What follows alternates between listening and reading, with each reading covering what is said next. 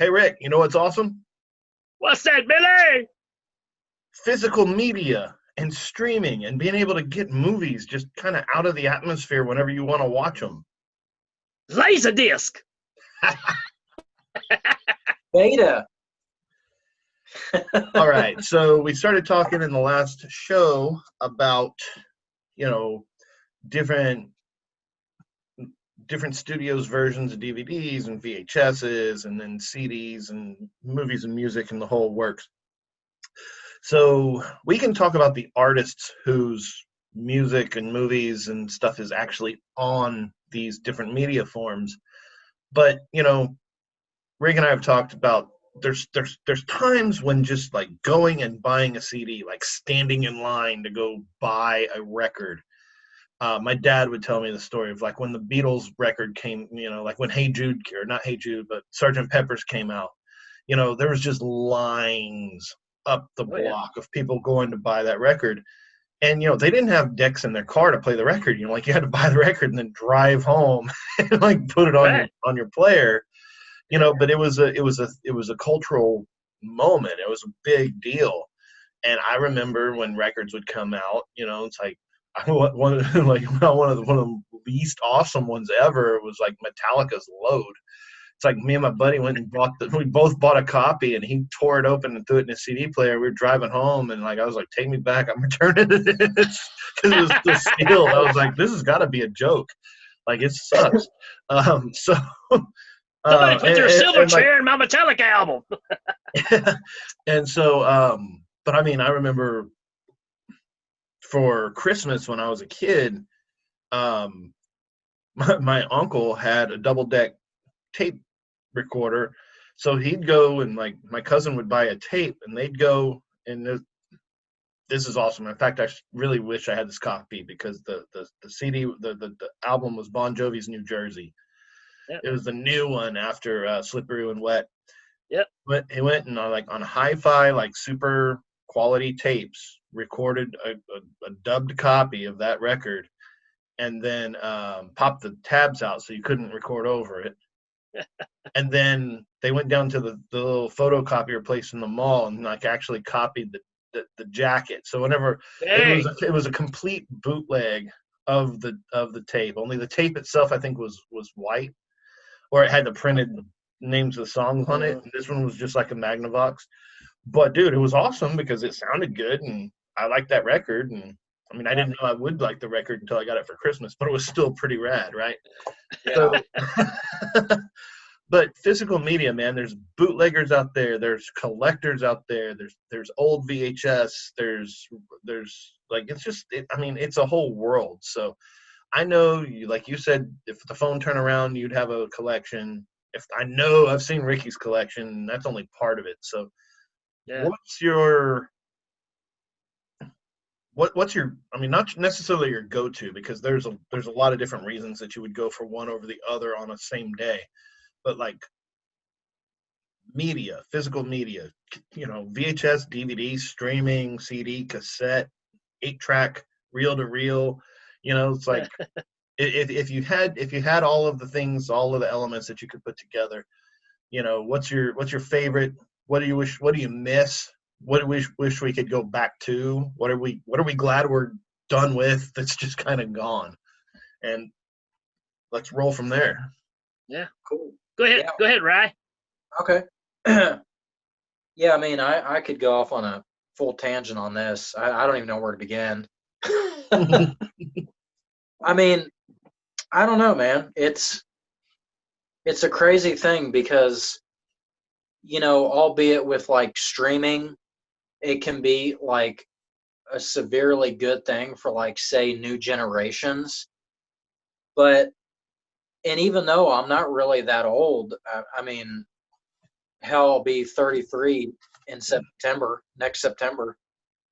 I'm just more old school, and maybe it was because I grew up that way, but I've gotten to the point where not only has my collection itself like gotten so big, like what Billy's saying, I'll be out at like Goodwill, pawn shops, yard sales, you name it, and if I feel like it's a little gem like, like you're saying, it's something about a new smell of a new movie or a soundtrack, you name it. I'm getting to that point where, especially if it's movies I really love, like if I love the soundtracks, I want all the editions of the soundtracks, vinyl, CD, however I can get it. I've gotten to be like a true collector. And I mean, like I was saying, streaming can be so good. It can be convenient. It can be maybe sometimes a little cheaper. But on the other hand of it, it's like you do miss the days of old where, I feel like the newer generations are getting away from that, where it's like the feel and the new smell of that item that you just bought, the linear notes, you name it. You know what I mean? I don't know. You guys want to expand on it? I mean, that's how I feel. Like, but to me, the thing about nowadays is you're not invested, right? And Billy just nailed it a while ago. When you stood in line and you waited on an album and you bought it, at that point you have invested. Whereas nowadays, you turn a movie on Netflix, you watch it for 5-10 minutes. If you don't like it, you just turn it off. Whereas back in the day, you stood there in a video store for 2 hours picking out a movie. And when you got it home, it didn't matter if it sucked or not. You were watching it because you're invested. Right. Well, I think that's going to be much more true in music. Maybe I'm wrong, but music, because I've never had a problem like turning off a movie I didn't like. It's like, like what's weird is like I would force myself to read a 400-page book because certainly whoever put the time and the effort into writing a 400-page book and whoever took the time to publish it, it's got to get good at some point, right? Like it can't thoroughly suck. With a movie, like a movie. But with a movie, though, there's tastes and stuff. Like what? But with music, like again, with my dad's vinyl collection, like I was an album rock guy. So yeah, you had the hit, but then I was raised. I wasn't raised to believe it like Amish or something, but I was told this many times, where it's like you had the hit that often was the hook to buy the record, but all the good stuff is on the record. Yeah. And so like deep tracks and B-sides and, and I'm not even trying to be like, whoa, I'm an alternative guy. I'm talking like on like, Are You Experienced and Sergeant Pepper and like these huge records that, they have the couple of hits that you've heard, which is not diminishing the quality of the hits. But then whenever you get past them, then you've got like some 6-minute instrumental interlude that is just life-changing. You know what I mean? Like those sorts of things. Or like the obscure Pink Floyd stuff that's just like entire records with like 6 words on them. And you're like, how did this ever get past the gatekeepers? But,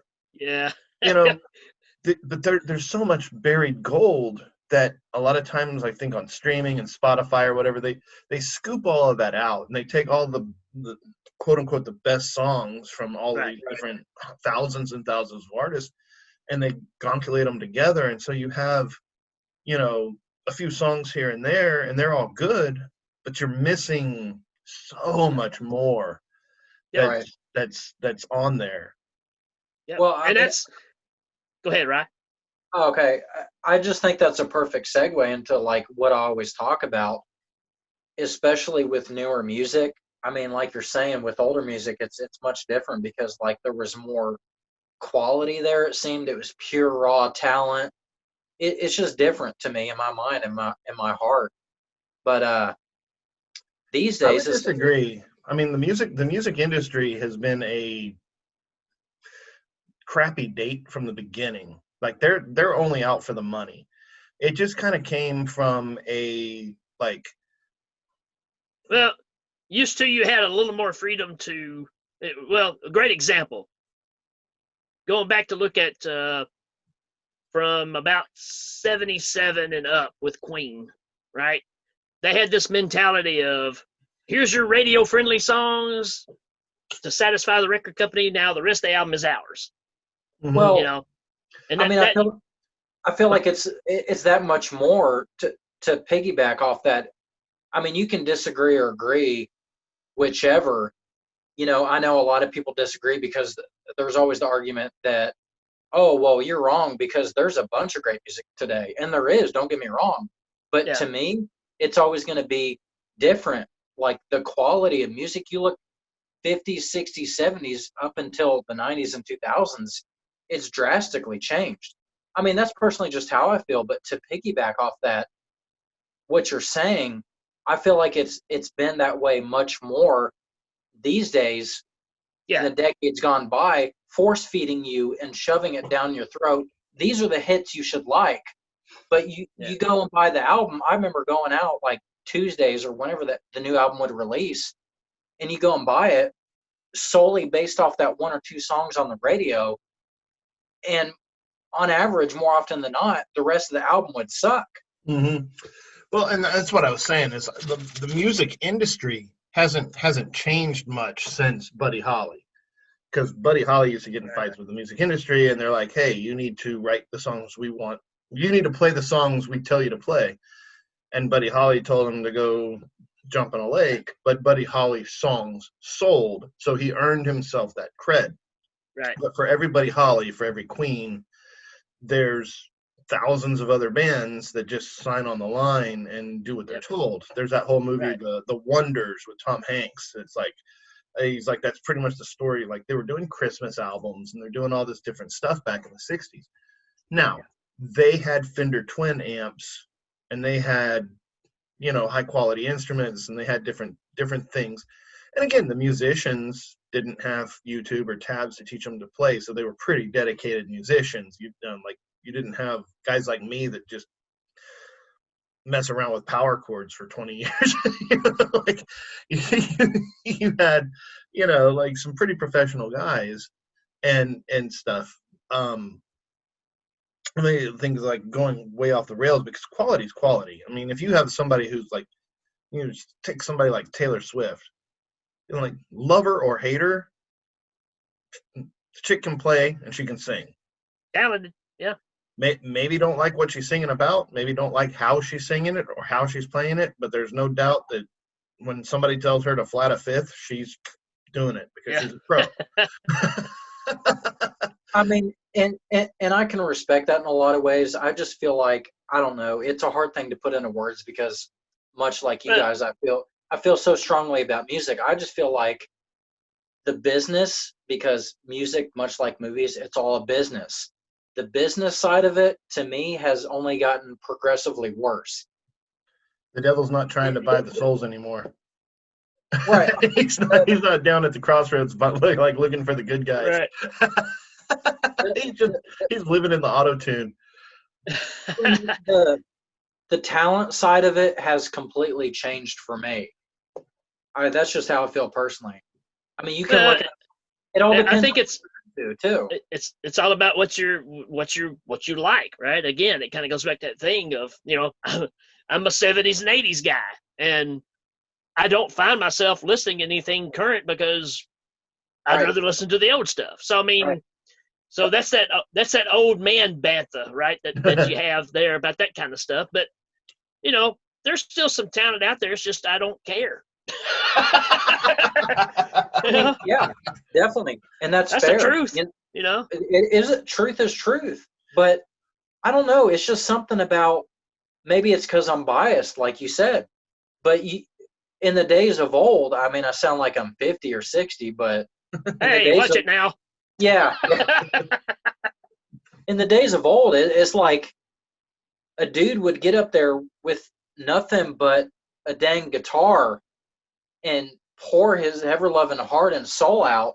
And I'm not saying that some don't do that nowadays, but it's just not the same. Where, in the past, it's like all it took. Take Stevie, for example. You know, a lot of people still don't know who he is, or sometimes even hate on him, you know, because they're not into blues or what's popular. But, you know, he was such a raw talent, and he put everything he had and more. He slept, ate, breathed, and bled that guitar. And we do not get that nowadays. We just don't. But well, it's the pop machine, right? You can never confuse Stevie Ray Vaughan with being a pop star. Mm-hmm. and the pop star gets bigger and bigger. That's the reason we have Cardi B having the #1 song in the country, and you're going, how does that happen? Right. Well, it's because she's popular for the wrong reasons. Mm-hmm. Right. Well, and there's always, sorry, folks, if you're fans of Cardi B, I'm sorry, but come on, it is what it is, No, we're not sorry. no, not sorry. So to Ry's argument, it is more processed nowadays, so you don't have to have. Okay, Elvis was the perfect package, right? He had the looks, he had the stage presence, he had the charisma, he had the talent. Nowadays, you only have to have one or two of those, and mainly it's the look. If you've got the look, they'll manufacture the rest of it, right? Of course. Right. And I'm a big Elvis fan, so I mean, I'm with you there. Hey, he's the king, man. I mean, to me, I don't like to beat up genres because I think everything's got its place, right? I think there's your virtuosos, your Yngwies, and all these guys going back to classical, neoclassical. You got your Stevie Ray with the blues stuff. You got your punk bands, and it's all relative to the thing. I think you and I are on the same level here and I think we all are. You like it when it's true, even if it's not good. If it's true to who they are, and that's why I've always had it. That's why I've always had a trouble with a lot of country stuff, because every country star that I know of wants to be a rock and roll guy. Well, and that's what I was funny because I was a gathering the other day, and they were putting, they had the little Bluetooth speaker, and they're putting on country, and it was old country. It was Hank Williams and Waylon and stuff. And I don't want to go weeds because we were actually talking about different kinds of media, but to hit a couple of things real quick. Grew up old country, but you mentioned Elvis, and I wasn't talking about this or that. I was saying that the music industry has always been a crappy date. Elvis, the king of rock and roll, the first rock and roll star, got completely chewed up and spit out, and he's the first rock star. He's also the first rock tragedy, even though there was other rock stars that died before he did. But since he was at this end of things, like there wasn't rock and roll, then there was Elvis, and Elvis died a rock star's death, which has become all too common. Like the music industry has always been just looking for that next paycheck, the next paycheck, the next hit, the next hit, the next hit, the next record, the next movie, the next magazine cover. And so if when you can't produce it, if you can't produce it, then make it out of the clubs, then you're a slave to the grind. Then you have some people who are transcendent, but even like Queen, they earned their right to write to make the songs they wanted to write. But I would argue that the music industry chewed up Freddie Mercury pretty hard too. Sure, they did. So I mean, even though some people transcend that grind, doesn't mean that it's very nice. So that's what I was meaning by that. You're talking about country, because country's the same thing. Music industry. Hank Williams died when he was 29 years old. I mean, that's hard to believe when you look at the guy. but at the same time, you're making a good point here too, because that's real country, right? So my problem is what we consider country people now. I mean, you can pull up YouTube and Brad Paisley's playing "Hot for Teacher." So you're going, well, wait a minute. If you took the time to learn "Hot to Teacher," you probably want to be more. Well, Garth Brooks is a diehard Kiss fan. Wanted to be Kiss. Yeah. And what drives me nuts with country music more than just about anything else is the fake accents. It's like you go Beatles, right? They're from Liverpool, working class, like cold lung sort of deep, dark, rainy Brits. Can't listen to them talk and understand what they say, even though they're speaking English, and yet they don't sing with an accent, right? The Scorpions, they're German. They don't even speak English. They sing in English. They don't have an accent. You get some dumbass country singer on the radio right now who's from frickin' like Sacramento going. They're trying to sound hayseed because that sells. Right. I can't stand that. Like, Yeah, I mean, I think it all kind of ties into what we're talking about, whether it's music or media of any sort, really. You know, I mean, Elvis is the perfect example, like you guys were saying, because I mean, ever since I was, I don't know, 19, 20, 21, I've been a huge Elvis fan. It's one of my tattoos. I can't say enough about the man, like I can't say enough about Stevie, but Elvis to me is the prime example because on one hand you got Colonel Tom Parker, right? Mm. He's trying to get him out there, get his name out there, sell, sell, sell. But on the other hand, if not in a lot of ways for Colonel Tom Parker, we wouldn't have the Elvis that we know. Right. So Right. it all goes hand in hand, man. Yep. You know? I got an idea. Make a bunch of movies, Elvis. Yeah. Right. Hey, some of his movies I like. Not all, obviously, but you can't help but love Elvis, man. He just, Right. much like Stevie, he just had a huge heart. And what you're saying, Ricky, for me personally, like you said, it's if it doesn't feel real and it's not true and I can't feel it deep within my soul, then now you're gonna have your fun music, right? I mean, admittedly so I grew up on what they call butt rock in the early 2000s, right? Yep. My first rock album was Silver Side Up from Nickelback. So I'm as guilty as ever. But I mean, well, we like all that hair metal from the 80s. But it's like Ricky was pointing out in one of our many other podcasts. He's like, you know, when you had Reagan and Gorbachev and both of them were heading off with fingers on the button and you didn't know if you were going to be alive in a week, the cultural answer to that was Poison. Party. Yeah. The episode that never was. Funny story on Scary Dad. Scott and I did this episode, and like, you know, every now and then you do something. You know, if you're a musician, you play in a band, and every now and then you just have that feeling that everybody's just firing on all cylinders. You're right in the pocket. You know, it's just like this epic. Like we're just nailing it.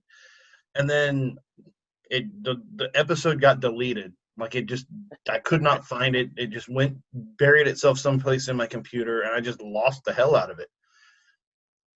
Felt bad, man, because at the time he was really going through some crap, and I'm like, dude, I hate to have to tell you this, but that episode just crapped the bed. It's gone. And so he kept being like, man, we were really solid that night. We really need to re-record that episode. We really need to just like do it again. I'm like, I don't know if we could do it justice, but nobody will have ever heard it. So it took us a year or two. We finally got back around to it and put it together, and it was all right. Well, then one day out of the ether, that legendary episode, that lost concert footage popped up. I clicked play.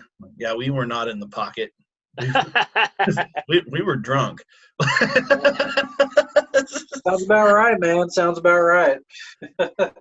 We had a good time recording it, but this is almost unlistenable. This kind of sucks. Yeah. I mean, I'm sure Ricky could tell you too. You know, I don't know how much both you. I know, you know, Ricky plays a lot, but yeah, that's how I felt like a lot of times. I'd go to, you know, it was just that right moment. I mean, the stars aligned, everything, and I'd go be in jam sessions with my uncle or out and about at a bar or something like that. And I would try and upload these audio or video links to Facebook, and most, if not all, those got lost to time. Luckily, I have a bunch of tapes that me and my uncle recorded and transferred it to CDs, and I go back and listen to those all the time. And even doing that, it's like you can't recreate that magic, no matter how hard you try. It is like everything aligned. All the elements, the atmosphere, whatever was just right. And you can't recreate that no matter how hard you try. I'll go back and listen to a million, and it's like, I couldn't do that again if I tried. You know what I mean? I know exactly what you mean. It's kind of like the time we went and played at CBGB's, and there's a recording of it out there somewhere, and I'd love to get my hands on it because I know it turned out really good, but my version of it is kaput. So, so I would say cassette was my favorite format, but because of that, it's not.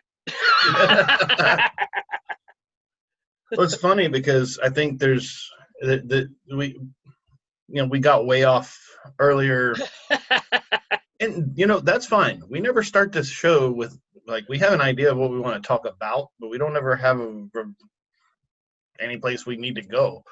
Right. Once this is all done, once I close this, and I hope that the file's in the right folder, then I'm just going to bed, and bed's right on the other side of that wall right there. So I'm I ain't driving. I'm not doing nothing political, no rallies. It's all good. Well, so a couple of reasons why, because you were starting talking about collecting VHS, and it's funny because I've never really been a huge movie guy. I like movies. I like watching movies, but watch a movie, go do something else. Go to the arcade when I'm done, right? Yeah. We talk about the movie we just saw, but it never, especially Lord of the Rings type stuff, where it's oh, you've got 3 additional hours of crap, and it's well, you made a 2-hour movie. How do you have 3 additional hours that you added on to the original 2? Right. That's not been something that's ever, it's like Blade Runner. It's well, we got 12 seconds of additional footage, so we'll release a new. I'm well, dude, I probably wasn't paying attention. You play either version and I wouldn't notice. I mean, which is actually a shot of a unicorn that was used from Legend. So yeah, there you go. Yeah. Thanks for throwing that in there. But shout out to Legend, man. I mean, Ricky knows by now, hell, but I won't get off on a tangent. But yeah, I love Legend, but I mean, I know exactly what you're saying though, because. But there are. What I was going to say is there are certain things, and so my journey was because Dad having a reel-to-reel, record albums that I would flip. The one had some kind of resin. It was green. I don't know. It could have been just old Coca-Cola that had gotten dried on there, but who knew? But it's played 3 songs and you had to skip it over to the next 3 songs, and then you missed that middle one. Just growing up, I had records, had high fidelity stereo equipment, had reel-to-reel, had a tape deck. I was getting bootleg tapes from my aunts and uncles and stuff from different places. Move into the CD category. CDs are great, right? But they, like everybody else, they lied. Oh, well, it'll never get it'll never die. It's yeah, it will. It smudges like freaking eyeglasses. And then it's it doesn't really matter unless you're making out, and then all of a sudden the record skips. You're just oh, my sweating palms caused that to happen. So then then you get the first iPod, and the iPod's awesome, except for I have a CD player in my living room that I bought in 1993. It's a 100-disc CD player, and it racks them up vertically like this. And this mofo has a personality, right? So I've got everything in there from Alice in Chains to Sepultura, and then mellow stuff like Ryan Adams, and it plays something heavy and you fast forward it goes to something light and you don't touch it, and it'll stay light all day long. And its brain is not a brain, it's a laser and a pulley. Right. But you go to iPhone and it's heavy metal, not in the mood. Okay. Here's Neil Diamond. You're Neil Diamond's cool. They're oh, you like that Neil Diamond? Here's more heavy metal. Like, no, not in the mood. Like, oh, here's Billy Joel. No, now that you've enjoyed that Billy Joel, here's more heavy metal. You're just like, dude, stop it. So I realized it took me a long time, and this is how dumb I am. Like, oh, I used to really just enjoy like album rock. I used to just take a record and put it on and play it. And if I wasn't too happy with the middle of the record, it's okay because the end got better. Right. And there's a lot of records out there that I really enjoy beginning to end. I can't say that I've bought a record, well, other than Gunship, that I've really enjoyed beginning to end in probably 20 years since the iPods came out. Yeah. It's because it's all about the shuffle, the shuffles, you know, Right. So then I bought the tape deck that's in my garage. That's a whole different thing. I had this little speaker that I could plug my iPod into, or my iPhone, and it just drove me nuts. I'm out there woodworking, and I'm just like, man, I have to stop, tell this thing to quit every like 5 minutes because it plays. Like right now I'm in a heavy metal mood, and now you're playing Neil Diamond, and vice versa. So I started building a Frankenstein system. Got a receiver, got a tape deck, got a CD player, got some speakers up in there. It is like 90s fabulous, and it's about half broken. It's awesome. Now I go to Goodwill and I find tapes for like 25 cents. I'm like, pop them in there, and it's got that homey hiss. Oh yeah. You push it, it says, and then Eric Clapton starts playing Bell Bottom Blues, and I'm like, you know what? Nice. This is life. This is what I remember from being a kid. This is great. So, I don't prefer cassettes, but I prefer cassettes to streaming almost like it takes iPod. it takes you home though. It takes you home because it does. There's a reason. There's a method to my madness. Like, I'm not a hipster. I'm not like I'm going to Urban Outfitters and buying a tape deck just to buy a tape. It's more like, you know. Yeah, I mean, it takes you back, but I think we're all getting to that point to where it's almost becoming cliche, but it's like it's all coming back. You know what I mean? Like vinyl, you name it. But what you were saying about you've never really been the type to, okay, you just average moviegoer, you just watch a movie and then put it back on the shelf. I mean, most people are that way, but like ever since I was a kid, the more I've grown up, it's become that way. Like, it's not enough to just watch the movie. I got to listen to a podcast on it. I got to break it down. I got to dive into it in the behind the scenes 3+ hours. You know what I mean? I've gotten to be more that type over the years. Like, and it's like the movie side comes from my mom's side. The music side comes from my dad's side. But, yeah, it's all coming back. But I've always been that type to where it's just not enough to watch the movie. Like, I got to know everything about it. I mean, more especially like, say, movies that I really love. You know, if it's just one for you. You know, I've never actually seen that. But you haven't? What? No, I haven't. Hey, check this out. That'll make you even happier. Sealed. I have a lot like that, man. You guys would be surprised. That The Thing, John Carpenter. He's my favorite director. I have a lot of VHS that are still sealed. Yeah, I got that one as well. Told Scott, I was like, dude, I'm gonna go out to the little show and see if I can get $5 for that. He's like, yeah, you might want to look that one up. Yeah, I mean that's another topic. Like, especially if they're still sealed.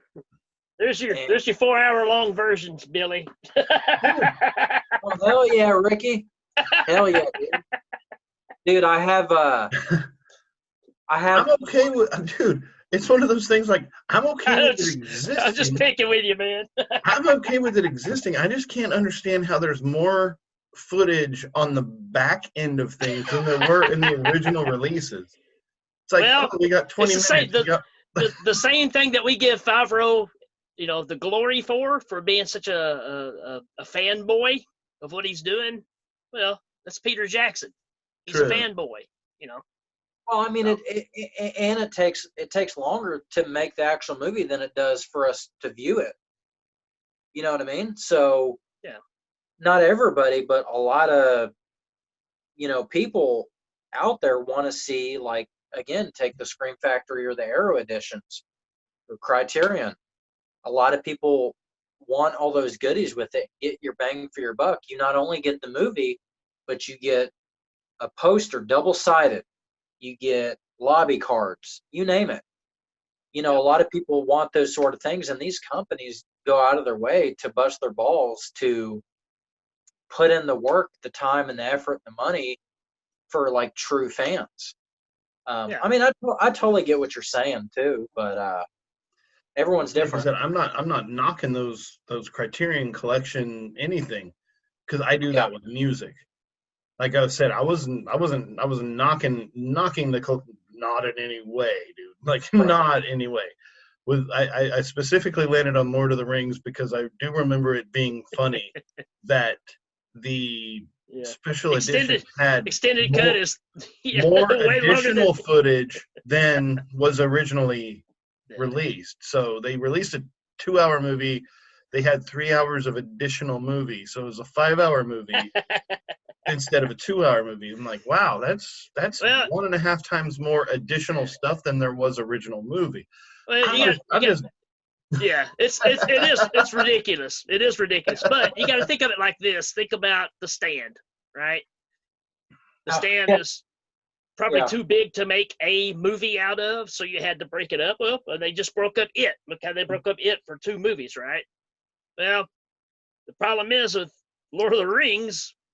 I even saw a comedian talk about it recently. It's like, well, it's a movie about walking. yeah, it's really long. And it's longer than the Bible. So Peter Jackson, being a fanboy, he wanted to capture as much of it as possible in film. And then, of course, then you have to cut it back to make it an actual release. And right, exactly. the rest I mean, of the fans. So yeah, just think if Christmas Vacation. I mean, that's a whole topic itself, but take Christmas Vacation, one of your favorite all-time movies. What if they had released, what if it come out now or soon or years later that they discovered that there was, I don't know, 20, 30 more minutes of additional footage that you never knew about that they released and came out with a badass edition of it? You would buy it. I know you would. Right, well, exactly. For movies that you love, and I think that's the thing, is it's almost getting where it's oversaturated because there's some movies you're like, well, as long as I just got a decent copy of it, I'm happy. Now there's certain things. See, Down that's to Paradise. Well, where I was gonna go with that is because that's where I regressed, was because not Yeah. because I think tapes are superior to CDs in any way, Right. but buy a tape at Goodwill for 25 cents. Yeah. Like I bought Eric Clapton Unplugged for a quarter at Goodwill. Yeah. Right? It's a great album. You've probably only heard a song or two off of it, but you put it on there, and it's critique of the record. They expected Eric Clapton to come in there and play a whole bunch of stripped down versions of his hits. He played 2, and the rest of it was just acoustic blues, but being played on a classical guitar. It was kind of a big middle finger to MTV, but it was fun and it's really good, right? But it's on tape. I've had that CD. I had that CD when I was younger. But I've got a tape deck. Now I bought the Dokken with Dream Warriors on it. Again, got it for free at a swap meet. Well, I can't say that you paid for probably what it was worth. So, well, but the tape was stretched, right? So like, I got it for free. I got it at a swap meet. Got it. It was like, okay, cool. Put it in there, and it's like, okay, here's music, and then it goes. I was like, tape deck's messed up. Whatever. Yeah. So, like, put in a different tape, test. Nope, it's just the tape's messed up. But it's from like 1983 or 4 or something. Well, it's Back for the Attack. It's 88. Okay, 88. Still, it's original. So it's beat to hell. But when it came to VHS and horror movies, because like the DVD or the digital transfers got to the point where kind of remember whenever HD TVs came out and you'd buy them Oh, and yeah. you put them on the wall and everything looked like a soap opera because you wouldn't go in there and change the settings to put it on like cinema, but it was Right. like that highly It would defined. do that pan and scan kind of thing that happens. Yeah. And so like same thing with, I remember it was Friday the 13th, actually. It was a Friday the 13th part 6 of all funny. Of all movies. Of all movies. But I remember like borrowing or getting a DVD or watching it on streaming or something. It was on digital on a high def TV. And I'm sitting there watching this movie and being like, okay, those plants are fake. They're plastic. They're prop plants. Yeah. That guy doesn't look like a monster. He looks like a guy in a rubber suit. Like everything about this looks. Have you seen Wizard of Oz? Like DVD, like high def Wizard of Oz. It's creepier than the original Wizard of Oz because they cleaned it all up, and it does look like they're in a plant, like a fake plant store. It's really weird. It is really bizarre. But this is Friday the 13th, and I'm like, okay, so the story is that they're at summer camp, and there's a crazy guy running around stabbing people. But what I'm seeing is a guy in a rubber suit walking around a whole bunch of fake plants. Well, of course. So then I got a VHS of the same movie, and I put it in, and I'm like, okay. Get the grit.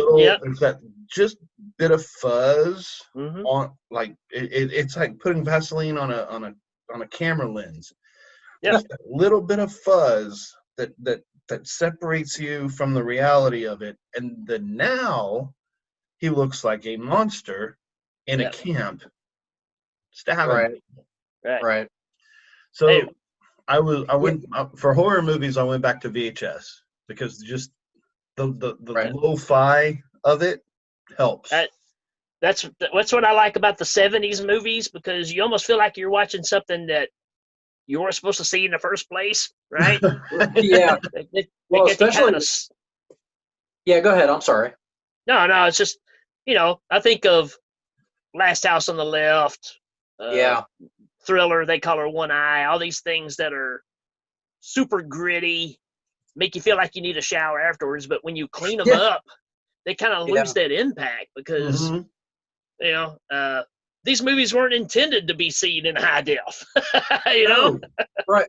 Yeah, I mean, exactly. That's the thing about it. I mean, I think so many people forget that you used to be able to smoke in theaters. So like you're watching this stuff through a smoke filter too, right? You used to do a lot of things in a theater. You could, yeah. Yeah. No, I just think people like to dog on Giuliani for being a Trump lapdog, but Giuliani kind of like messed up New York too. There used to be The Devil and Miss Jones Part 3, but then they turned it into a Quiznos. Right. Yep. Pretty much. Watch the opening sequence of Night Court. Like here's this funny family comedy about like hookers and prostitutes and people being brought in to missing court dates and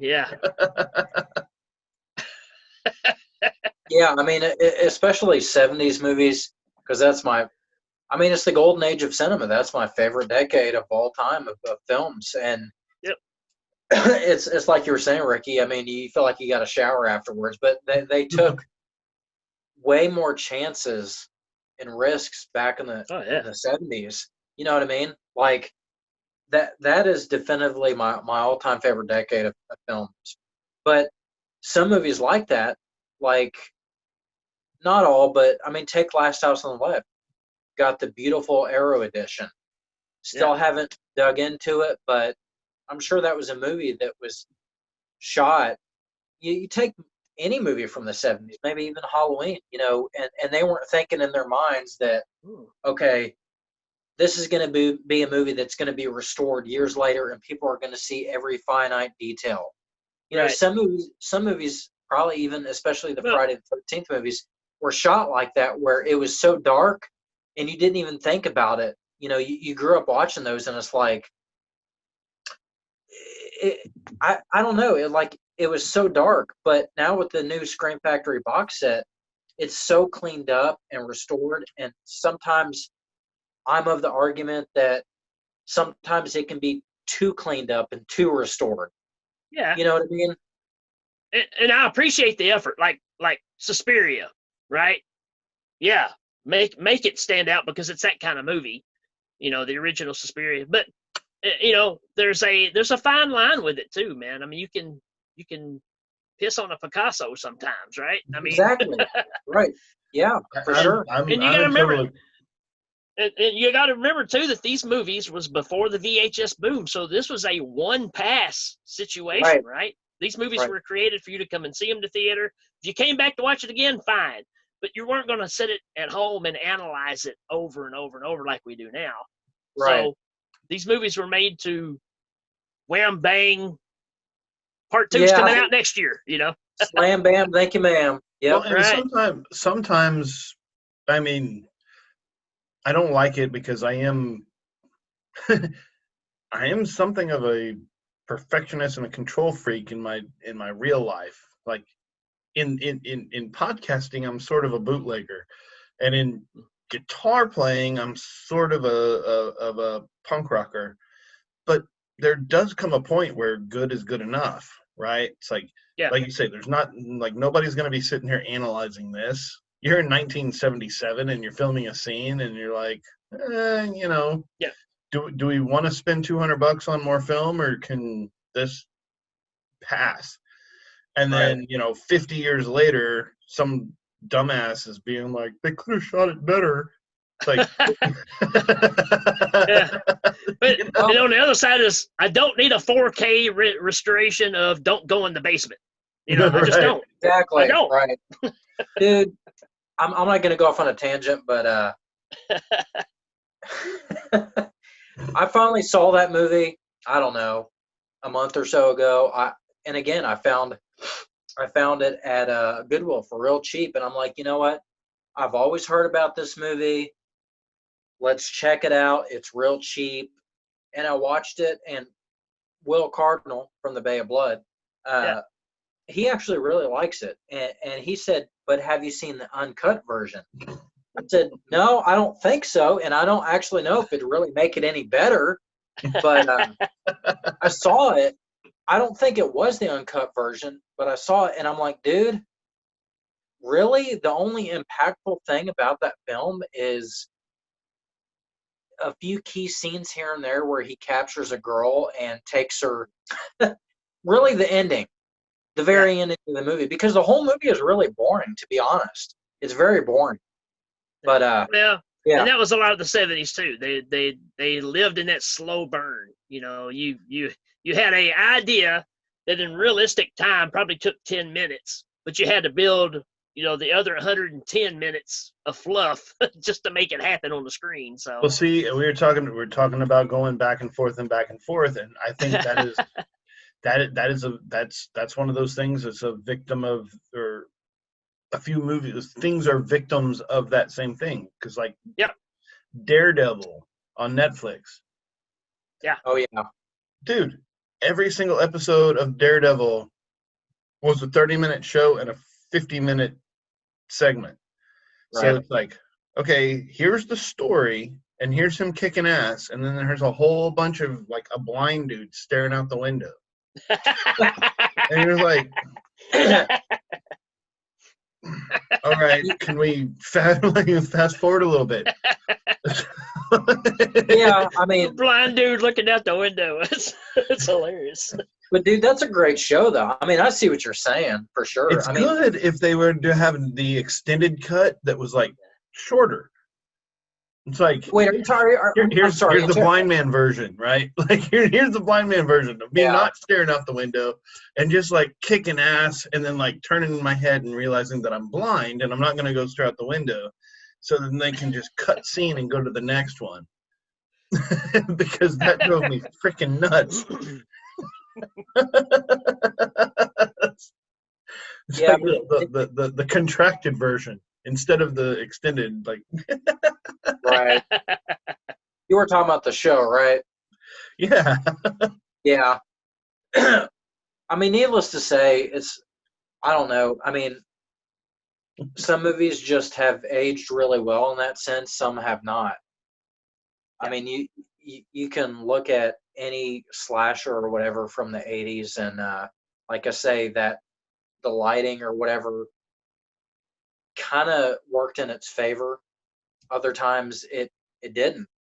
And I'm all for restoration and, things like Yeah, that, and companies doing a great job in cleaning them up and whatnot. But sometimes it's like, I do feel like it can be cleaned up a little bit too much. Like yeah, it's a little bit too clean, and it doesn't retain that raw, pure value. You know what I mean? Well, absolutely. I don't think there's ever going to be anything better than live music. That's why you still hold on to the box sets of the original Oh, cuts, because they end up going nice. back. I mean, they always go back and do the stupid adding extra Jabba the Hutt Yeah, crap in there that you don't yeah, need, and it's yeah. fine to see one time, but this is what I want to watch, right? Dude, you rock. No, I mean, I'm just so glad to own, like, take Star Wars, for example. I mean, we could be on that forever, but I'm so glad to own on VHS and DVD both the unaltered versions and the altered versions. We I'm only Right. so have a glad. few more minutes, but since you did that, Oh yeah, Oh man, absolutely. but The since I original have box. this, I also have these. oh Absolutely. man, I need those. Those are classic, original looking. You can tell. Yep. Oh, dude. Oh, yeah. Yeah, Yep. yep. Got I wish I had those. two different Empire Strikes Back. Yep. CBS Absolutely. Fox. All right, we got about 4 minutes before we're gonna get dumped. So, final thoughts. You got VHS, DVD, and streaming. I would say probably the superior format would be DVD because streaming, that's when they decide to take stuff off of Netflix. Like, I love Futurama. There ain't no Futurama. I Right. used to watch Futurama all the time. It's not there anymore. So having the DVD where you can just pop in Futurama Yeah. from music, CD, streaming drives me nuts. Yep. What say I you? usually I load my phone with all the music I want to listen to. So I don't use a Spotify or anything like that. So I've got, I don't know, 80 gig of music in my phone, and it's all stuff I want to hear. So I just push play. And it could be Men at Work 1 minute, could be Elvis Costello, could be Yngwie Malmsteen, could be Zebra.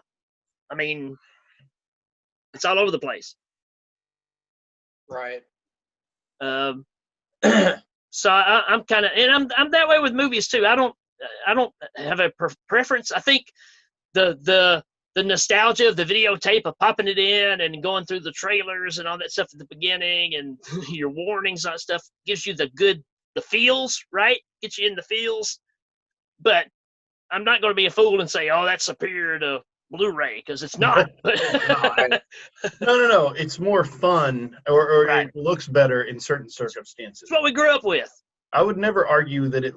Well, no, I would argue that VHS does look better in certain In circumstances certain senses, because sure. they've cleaned out all the stuff that made the movie look good to begin with. Right. Or That's somebody who was like a digital guy who's like tasked with just like cleaning stuff out and not actually paying attention to what it was supposed to look like. Or they go through and they take out all the guns out of people's hands and put CBs in their hands or some stupid thing like that, right? Yeah. I mean, there's something to be said for both. Whether you're a collector or whatever. I mean, like you guys, I'm not going to sit here and say that VHS is superior. But if you're nostalgic, you're a collector, all the above. And I mean, I've watched some VHS in the past on surround sound, and it sounded just as good, if not better, than Blu-ray. Like, no kidding. Yeah. But there's something to be said for both. But, on that point, like, take a smart Blu-ray player that was, I don't know, like Sony, It just literally crapped out on me like a couple weeks ago, and it's supposed to be smart, and it wasn't but a year old. It wasn't but a year old, and it crapped out on me. And it's supposed to be smart, you know, all the HDMI and crap. 1-year-olds are pretty dumb. Yeah, I mean, I sat there with the wife, and I'm like, okay, this is what's got to go down. I said, I want an old school, if they even still sell it anymore. I want an old school DVD or Blu-ray player. Like, I don't want no smart HDMI, whatever. And Walmart doesn't even really sell them anymore. I found an old Philips for, I don't know, I think 50, 60 bucks or whatever. Finally went and got it. But my point is that, you know, all these, this new technology, and it's supposed to be better. You know, it's supposed to be smarter. It's supposed to be more technologically advanced. And at the end of the day, it's really not. You know, you can go back to an old school DVD player or a DVD VCR combo, what have you, and it works so much better. Like literally all they're trying to do is make money. You know, even TVs like our Roku went out, and like, I don't know, a year or two, if that. Like it was supposed to be top of the line Roku, a good brand, and it crapped out. You know what I mean? It just, yeah. I don't know. It's crazy. I got 40-year-old VHSs right here, and I'm going to go see if this actually will record in my VHS DVD recorder, because I have one of those. Oh, nice. Guys, we got like 30 seconds before I'm going to get the warning signs. Love you. I don't know what's going to happen with the other episode. I will talk with Rick if I can't recover it. Good night, gentlemen. We will talk soon. It was an awesome episode. Cool. Thanks, guys. Bye. Right. That was fun. Oh, yeah.